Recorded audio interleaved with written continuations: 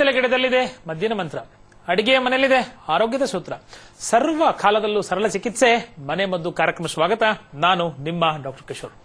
ಪ್ರತಿನಿತ್ಯ ದೀರ್ಘಕಾಲೀನವಾದಂತಹ ಅನೇಕ ಸಮಸ್ಯೆಗಳಿಂದ ಹಿಡಿದು ನವನವೀನ ಸಮಸ್ಯೆಗಳವರೆಗೂ ಯಶಸ್ವಿ, ಪ್ರಭಾವಿ, ಪರಿಣಾಮಕಾರಿಯಾದಂತಹ ಆಯುರ್ವೇದಿಯ ದೃಷ್ಟಿಕೋನದಲ್ಲಿ ಮನೆ ಮದ್ದುಗಳು ನಮಗೆ ಹೇಗೆ ಸಹಾಯಕಾರಿ ಅಂತಕ್ಕಂತಹ ಚರ್ಚೆಯನ್ನು ಮಾಡ್ತಿದ್ದೀವಿ. ಇವತ್ತು ನಾನು ನಿಮಗೆ ತಿಳಿಬಯಸುವ ಅಂಶ ಸ್ನೀಸಿಂಗ್. ಮೇಲಿಂದ ಮೇಲೆ ಅಕ್ಷಿ ಅಕ್ಷಿ ಅಕ್ಷಿ. ಬೆಳಿಗ್ಗೆ ಎದ್ದ ತಕ್ಷಣ ಒಂದು 50 ಸೀನ್ ಮಾಡ್ತಾನೆ ಸರ್ ಹುಡುಗ. 50 ಸೀನ್ ಇಲ್ಲದೆ ದಿವಸ ಶುರುನೇ ಆಗಲ್ಲ. ಕರ್ಟನ್ ಚೇಂಜ್ ಮಾಡಿದ್ವಾ ಮನೇಲಿ, ಪ್ರಾಬ್ಲಮ್ ಸ್ಟಾರ್ಟ್. ರಗ್ಗು ಕೊಡಬುದ್ವಾ, ಪ್ರಾಬ್ಲಮ್ ಸ್ಟಾರ್ಟ್. ಫುಟ್ ರಗ್ ಹಿಂಗ್ ಚೇಂಜ್ ಮಾಡಿದ್ವಾ, ಪ್ರಾಬ್ಲಮ್ ಸ್ಟಾರ್ಟ್. ಕಸ ಹೊಡೆದ್ವಾ, ಪ್ರಾಬ್ಲಮ್ ಸ್ಟಾರ್ಟ್. ಮತ್ತೆ ಇವೆಲ್ಲ ಮಾಡದೆ ಮನೇಲಿ ಜೀವನ ಮಾಡೋದು ಹೇಗೆ? ಅದು ಇದೆಲ್ಲ ಮಾಡೋದು ನಿಲ್ಲಿಸ್ಬಿಟ್ಟು ನಾವು ಸ್ನೀಸ್ ಮಾಡಬಾರ್ದು ಅನ್ನಕ್ಕಾಗತ್ತಾ? ಮೋಸ್ಟ್ ಇಂಪಾರ್ಟೆಂಟ್ ಆಸ್ಪೆಕ್ಟ್ ಸ್ನೇಹಿತರೆ, ಸಮಸ್ಯೆಗೆ ಹೆದರು ಓಡೋಗುವಂಥದ್ದಲ್ಲ, ಸಮಸ್ಯೆನ ಎದುರಿಸ್ತಕ್ಕಂಥದ್ದು. ಶರೀರದಲ್ಲಿ ನಮ್ಮ ರೋಗ ಪ್ರತಿರೋಧಕ ಶಕ್ತಿ ತುಂಬಾ ಚೆನ್ನಾಗಿದೆ. ನಮ್ಮ ಡಿಫೆನ್ಸ್ ಮೆಕ್ಯಾನಿಸಮ್ ಅಂದ್ರೆ ಯಾವ ಹಂತದಲ್ಲೂ ಈ ತರ ಸಮಸ್ಯೆಗಳಾಗಲ್ಲ. ಯಾವಾಗ ನಮ್ಮ ಇಮ್ಯುನಿಟಿ ತುಂಬಾ ವೀಕ್ ಆಗಿರುತ್ತೆ, body will definitely be hypersensitive. So ಅಕ್ಷಿ ಅಕ್ಷಿ ಅಕ್ಷಿ ಇದು ಮಾಡ್ತಾ ಇರ್ತೀವಿ. ಹೌದು, ಶರೀರಕ್ಕೆ ತೊಂದರೆ ಕೊಡುತ್ತೆ, ಇದನ್ನ ರಿಪೇರಿ ಮಾಡೋಣ. ಆದರೆ ಇದರಿಂದ ಉತ್ಪನ್ನ ಆಗ್ತಕ್ಕಂತಹ ಮನೋಖಿನ್ನತೆ, ಮಾನಸಿಕ ಅವಸ್ಥೆಗೆ ಯಾರ ಜವಾಬ್ದಾರಿ? ಬಳಲ್ತಕ್ಕಂತಹ ಒಂದು ವ್ಯಕ್ತಿನ ಕೇಳ್ರಿ. ಒಂದು PUC ಹೋಗೋ ಹುಡುಗ ಅಕ್ಷಿ ಅಕ್ಷಿ ಅಂತ ಇರ್ತಾನೆ ಅಂದ್ರೆ ಎಷ್ಟು ಎಮೋಷನಲಿ, ಮಾರಲಿ, ಸೋಷಿಯಲಿ ಅವ್ನು ಡಿಸ್ಟರ್ಬ್ ಆಗಿರ್ತಾನೆ ಅಂತ ಯೋಚನೆ ಮಾಡಿ. ಮೆಡಿಕಲ್ ಡಿಸ್ಟರ್ಬೆನ್ಸ್ ಬಿಡಿ, that can always be solve for sure through Ayurveda ಅಂತ. ಆಯುರ್ವೇದಿ ಔಷಧಿಗಳನ್ನ ಬಳಸಿಕೊಂಡು ಅದರ ಸಾರ್ಥಕತೆ ಆಯುರ್ವೇದ ಔಷಧಿಗಳನ್ನ ಬಳಸಿಕೊಂಡು ಅದರ ಸಾರ್ಥಕತೆಯಿಂದ 100ಕ್ಕೆ 100% ಈ ಸಮಸ್ಯೆಯನ್ನ ಹತ್ತಿಕ್ಲಿಕ್ಕೆ ನಾವು ಸಾಧ್ಯ.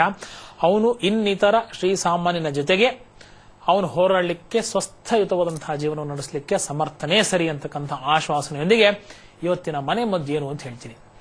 ರೆಗ್ಯುಲರ್ ಸ್ನೀಸ್ ಬರ್ತಿದೆ, ಮೇಲಿಂದ ಮೇಲೆ ಅಕ್ಷಿ, 50, 100, 200 ಲೆಕ್ಕ ಇಡ್ತಾರೆ. Patience do tell me, sir ಬೆಳಗ್ಗೆ ಇವತ್ತು 200 ಸರ್, ನಿನ್ನೆ 160 ಸರ್, ಮೊನ್ನೆ 100 ಸರ್ ಅಂತ. ನೆನ್ಪಿಟ್ಕೊಳ್ಳಿ, ಎಷ್ಟೋರಿಗೆ ಮನಸ್ಸಿಗೆ ಹಿಂಸೆ ಕೊಟ್ಟರೆ ಮಾತ್ರ ಈ ತರ ಲೆಕ್ಕ ಇಟ್ಕೊಂಡು ಚೇನಿಗೆ ಸಾಧ್ಯ. 1, 2, 3, 5, 10 ಬಂದ್ರೆ ನಾವು ಲೆಕ್ಕನೇ ಇಡಲ್ಲ. ಆಮೇಲೆ ಯಾರಿಗೆ ರೆಗ್ಯುಲರ್ ಆಗಿ ನಿತ್ಯ ನಿರಂತರ ಆಗಿರುತ್ತೆ, ಎಷ್ಟು ಅವರಿಗೆ ಮನಸ್ಸಿಗೆ ಬೇಸವನ್ನಾಗಿರುತ್ತೆ, ಆ ಹಂತದಿಂದ ಅವ್ರಿಗೆ ತರಬೇಕು.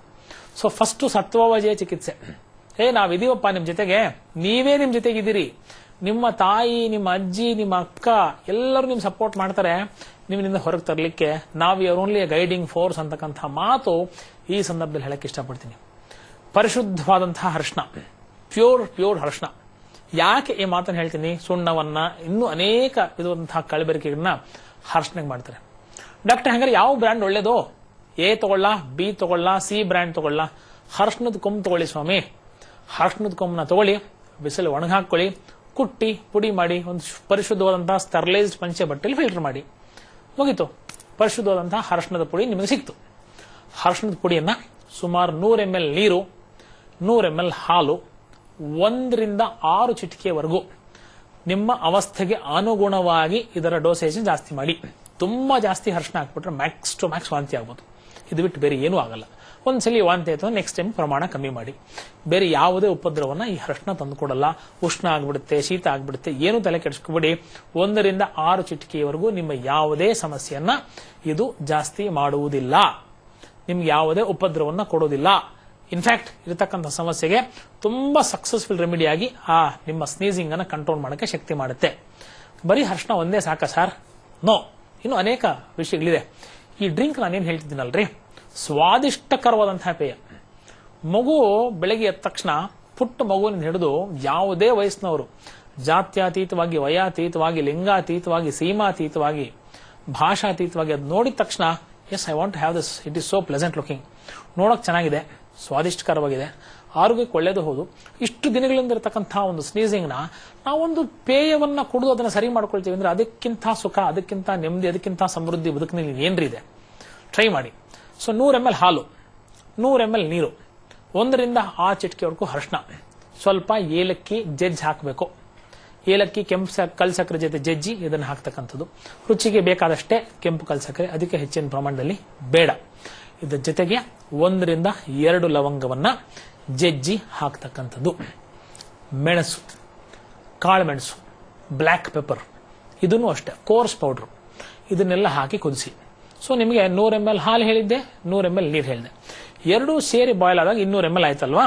ಈ 200 ml ದ್ರವ್ಯ ಕುದ್ದು ಅರ್ಧಕ್ಕೆ ಇಂಗಬೇಕು, 100 ml ಗೆ ಬರಬೇಕು ಅಂತಕ್ಕಂಥದ್ದು. ಇದನ್ನ ನೀವು ಚೆನ್ನಾಗಿ ಕುದಿಸ್ತಕ್ಕಂಥದ್ದು ಸುಮಾರು 8 ರಿಂದ 10 ನಿಮಿಷ ಲೋ ಫ್ಲೇಮ್ ಅಲ್ಲಿ. ಯಾಕೆ ಡಾಕ್ಟ್ರೆ, ಹೈ ಬರ್ನಲ್ಲಿ ಇಟ್ಬಿಟ್ರೆ 1 ನಿಮಿಷದಲ್ಲಿ ಕುದ್ದು ಬಿಡುತ್ತಲ್ವಾ.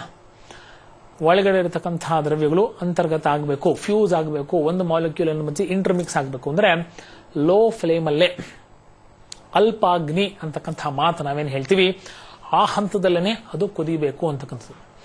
ಲೋ ಫ್ಲೇಮ್ ಅಲ್ಲಿ ಕುದಿಸಿದಾಗ ಇದೇನು ಅರ್ಧಕ್ಕೆ ಹಿಂಗುತ್ತೆ, ಫಿಲ್ಟರ್ ಮಾಡತಕ್ಕಂಥ ಅವಶ್ಯಕತೆ ಇಲ್ಲ. ಇದನ್ನ ನೀವು ಧೈರ್ಯವಾಗಿ ಹಾಗೆಯೇ ಸೇವನೆ ಮಾಡಬಹುದು. ಬೆಳಗ್ಗೆ ಒಮ್ಮೆ ಎದ್ದ ತಕ್ಷಣ ಖಾಲಿ ಹೊಟ್ಟೆಯಲ್ಲಿ, ಸಾಯಂಕಾಲ ಸುಮಾರು 6 ರಿಂದ 7 ಗಂಟೆ ಸಂಧ್ಯಾಕಾಲ ಅಂತ ಏನ್ ಕರಿತೀವಿ, evening hours, early evening hours ಅಂತ ಸುಮಾರು 5:30-6 ಗಂಟೆ ಟೈಮಲ್ಲಿ ಈ 100 ml ಬೆಳಗ್ಗೆ, 100 ml ಸಾಯಂಕಾಲ. ನೆನಪಿರ್ಲಿ, ತಾಜಾ ಅವಸ್ಥೆಯಲ್ಲಿ ಇರಬೇಕು. It should be very fresh. ನಿನ್ನೆ ಮಾಡಿದ್ದೆ ಸರ್, ಫ್ರಿಡ್ಜಲ್ಲಿ ಇಟ್ಕೊಂಡ್ಬಿಟ್ಟೆ, ನಾಳೆ ನಾಳೆದಿಗೂ ಆಗುತ್ತೆ. ನೀವು 100 ml ಹಾಲು ಹೇಳಿದ್ರಲ್ಲ, ನಾ 1 ಲೀಟರ್ ಹಾಲು ಹಾಕ್ಬಿಟ್ಟೆ, ಸೊ ಯಥೇಚ್ಛವಾಗಿ ಆಗೋಯ್ತು. ನೋ, ಆ ಹಂತಕ್ಕೆ ಆವಾಗಲೇ ಅದು ಮಾಡ್ಕೊಂಡಾಗ ಮಾತ್ರ ಈ ಹಾಟ್ ಇನ್ಫ್ಯೂಷನ್ ಅಂತ ಏನ್ ಕರಿತೀವಿ ಅದು ನಿಮ್ಗೆ ಸಕ್ಸಸ್ಫುಲ್ ಆಗಿ ಸಿಂಪ್ಟಮ್ಯಾಟಿಕ್ ಮತ್ತೆ ಸಿಸ್ಟಮ್ಯಾಟಿಕ್. ಏನು ಸಿಂಪ್ಟಮು ಸಿಸ್ಟಮು? ಇಲ್ಲಿ ಸಿಂಪ್ಟಮ್ಗೂ ಅಕ್ಷಿ ಅಂತ ಇರ್ತೀವಲ್ಲ, ಅದು ಏನ್ ಮಾಡ್ತೀರ ಗೊತ್ತಿಲ್ಲ ಸರ್, ಅದು ಕಮ್ಮಿ ಆಗ್ಬೇಕು ನನಗೆ.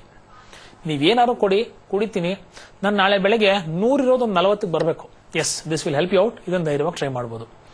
ಸಿಸ್ಟಮ್ಯಾಟಿಕ್ ಅಪ್ರೋಚ್ ಅಂದಿದೆ ಸರ್, 2 ವರ್ಷದಿಂದ ಬರ್ತಾ ಇತ್ತು, ಇನ್ನು ಮುಂದಕ್ಕೆ 20 ವರ್ಷ ಇದೆ ಅನ್ನೋ ಖಾತ್ರಿ ನನಗೆ ಆಗ್ಬಿಟ್ಟಿದೆ. ಯಾಕಂದ್ರೆ ಬೆಳಗಾಗಿದ ತಕ್ಷಣ ಸೀನ್ತೀನಿ, ಕರ್ಟನ್ ಹಿಂಗ್ ಅನ್ನಂಗಿಲ್ಲ, ಪಕ್ಕದಲ್ಲಿ ಒಂದು ಜಿರ್ಲೆ ಓಡಾಡಂಗಿಲ್ಲ, ಕಸ್ಪರ್ಕೆ ಮುಟ್ಟಂಗಿಲ್ಲ, ಫುಟ್ ಟ್ರ್ಯಾಕ್ ಚೇಂಜ್ ಮಾಡಂಗಿಲ್ಲ, ರಗ್ಗೋ ಬೆಡ್ಶೀಟೋ ಕಂಬಳಿನೋ ಇಲ್ಲಿ ಬೆಡ್ಶೀಟ್ ಮೈಯಿಂದ ಹಿಂಗ್ ತೆಗೆದ್ರೆ ಅಥವಾ ಪಕ್ಕದವರು ಸ್ವಲ್ಪ ಹಿಂಗ್ ಡಸ್ಟ್ ಮಾಡ್ಬಿಟ್ರೆ ಇಲ್ಲಿ ಸ್ಟಾರ್ಟ್ ಆಗ್ಬಿಡುತ್ತೆ. ಅಷ್ಟೇ ಯಾಕ್ರಿ, libraries, simple school, chalk piece, ಸ್ಕೂಲಲ್ಲಿ ಮೇಸ್ಟ್ರಿಗೆ, forget about the student definitely problem ಬರುತ್ತೆ. ಮೇಸ್ಟ್ರು, ಸೋಕಾಲ್ಡ್ ಅಡಲ್ಟ್, ತುಂಬಾ ದೊಡ್ಡ ವಯಸ್ಕರು ಕೂಡ, ಅಂದ್ರೆ ಉದಾಹರಣೆ ಕೊಡ್ತೀನಿ, ವಯಸ್ಸಿಗೂ ಕೂಡ ಯಾವುದೇ ಅಂತರ ಇಲ್ಲ ಅಂತಕ್ಕಂಥದ್ದು. They suffer from this problem because of allergies. ರೋಗ ಪ್ರತಿರೋಧಕ ಶಕ್ತಿ ಒಂದು ಚೆನ್ನಾಗಿದೆ ಸ್ನೇಹಿತರೆ, ಈ ತರ ಇನ್ನು ಅನೇಕ ಸಮಸ್ಯೆಗಳನ್ನ ಹತ್ತಿಕ್ಕಲಿಕ್ಕೆ ಶಕ್ತಿಯುತವಾಗಿ ಸಮರ್ಥನೆಯಿಂದ ನೀವು ಯುದ್ಧವನ್ನು ಮಾಡಬಹುದು ಅಂತ. ಇಂಗ್ಲಿಷಲ್ಲಿ ಒಂದು ಮಾತು ಹೇಳ್ತೀವಲ್ವಾ, fight the enemy with full force ಅಂತ. ಶತ್ರುವನ್ನ ಸಶಸ್ತ್ರವಾಗಿ ಕೊಲ್ಲಬೇಕು. So your immunity has to be boosted. This is one of the things. Simple ಅಮೃತ ಬಳ್ಳಿಯ ಕಾಂಡದ ಪುಡಿ. ಅಮೃತ ಬಳ್ಳಿ ಈ ಬೆರಳಾಗಲದಷ್ಟು ಥಿಕ್ನೆಸ್ ಇರಬೇಕು. ಸಾಮಾನ್ಯವಾಗಿ ನಾವು ಎಲೆ ತಿಂತೀವಿ, ಎಲೆ ಜ್ಯೂಸ್ ಕುಡಿದ್ಬಿಡ್ತೀವಿ, ಅದ್ಯಾವುದು ಅಷ್ಟು ಒಂದು ಮೆಡಿಕಲ್ ಇಂಪಾರ್ಟೆನ್ಸ್ ನ ಹೊಂದೋದಿಲ್ಲ. ಅದರ ಯೂಸ್ಫುಲ್ ಪಾರ್ಟು ಅಮೃತ ಬಳ್ಳಿದು ಕಾಂಡ.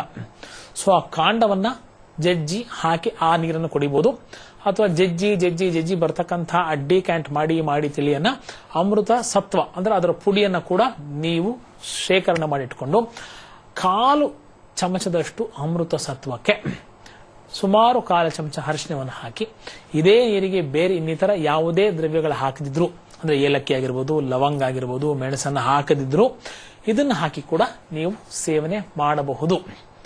15 days to 45 days ರೀ, ದೀರ್ಘಕಾಲೀನವಾದಂತಹ ವರ್ಷಗಳು. ದೀರ್ಘಕಾಲೀನ, I am not talking about days sir. ನಾವು 45 days ಇತ್ತು, 60 days ಅಲ್ಲ, 2 years, 5 years, 10 years ಇಂದ ಇರತಕ್ಕಂಥ ಈ ಸ್ನೀಸಿಂಗ್ ನ ಪ್ರಾಬ್ಲಮ್ 30 to 45 days ಅಲ್ಲಿ ಸಂಪೂರ್ಣವಾಗಿ ಕಂಟ್ರೋಲ್ಗೆ ಬರತಕ್ಕಂತಹ ಸಾಧ್ಯತೆಗಳು ಬಹುತೇಕ ಇದೆ.